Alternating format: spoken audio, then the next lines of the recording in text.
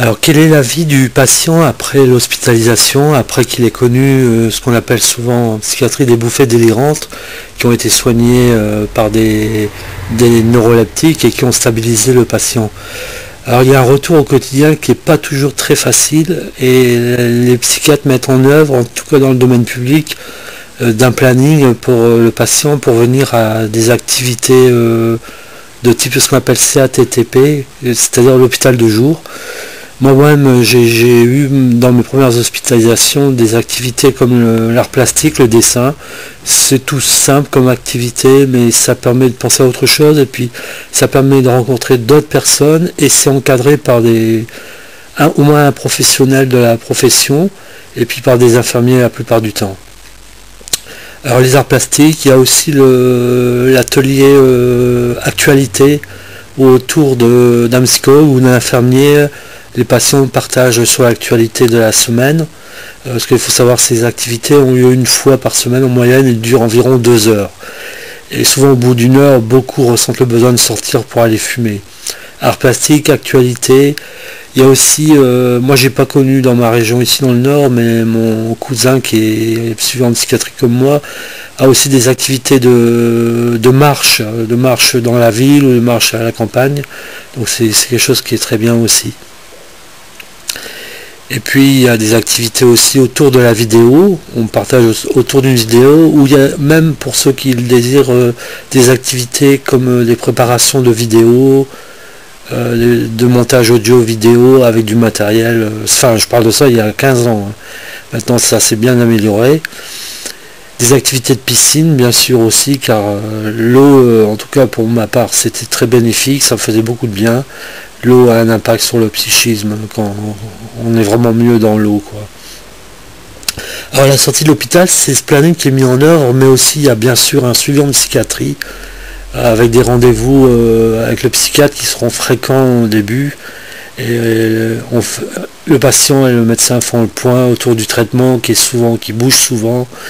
Et puis bon, pendant ce temps-là, toute la vie du patient après l'hospitalisation, c'est pas seulement les rencontres avec le psychiatre et puis les activités de CATP, c'est la vie au quotidien qui n'est pas évidente du tout après une hospitalisation.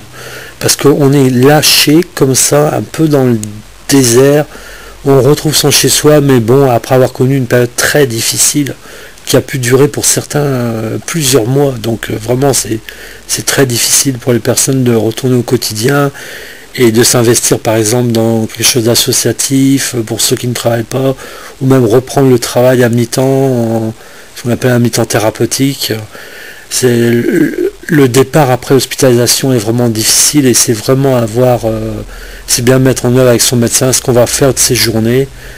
Heureusement il y a les amis, parce que des liens se créent à l'hôpital, mais en dehors de l'hôpital aussi, les amis de galère, mais aussi des proches, les proches et les amis qui ont toujours été là au moment difficile. Donc il y a tous ces aspects-là, la vie au quotidien. Et pour ma part, après certaines sorties, c'était la ruée sur la cigarette, sur l'alcool, même sur l'ordinateur, pour essentiellement dans mon cas, écrire, une écriture automatique, comme me disait mon psychiatre hier. L'écriture automatique, un pur ressenti écrivain, quoi. Donc c'est la difficulté du quotidien parce qu'on est livré à soi-même. Pour beaucoup qui ont eu comme octroi l'allocation adulte handicapé, c'est difficile parce qu'il n'y a pas une exigence de recherche d'emploi, donc c'est difficile pour eux aussi de vraiment faire une journée pleine, et souvent beaucoup déambulent dans les rues ou malheureusement certains vont dans les cafés, boivent, d'où quelquefois la mise en place d'une curatelle. Et pour beaucoup, c'est assez difficile de vraiment occuper ses journées. C'est vraiment le mot, occuper ses journées, pour qu'il y ait des journées pleines, des bonnes journées. Voilà, donc il y a déjà tous ces aspects-là. Et puis le retour au quotidien, on retrouve ces murs, on les voit différemment.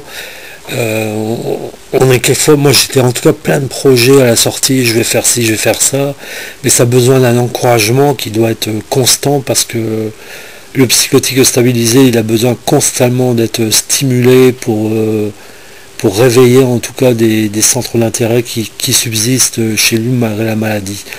Et dans mon cas, je me suis forcé à faire du théâtre, mais on m'a beaucoup stimulé aussi pour exercer du théâtre pendant quelques années.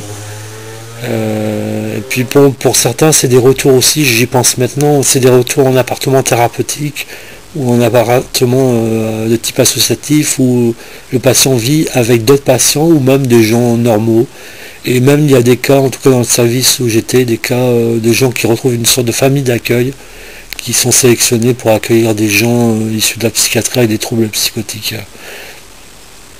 Donc voilà, c'était une petite mise en avant du quotidien qui n'est pas facile pour beaucoup, quoi.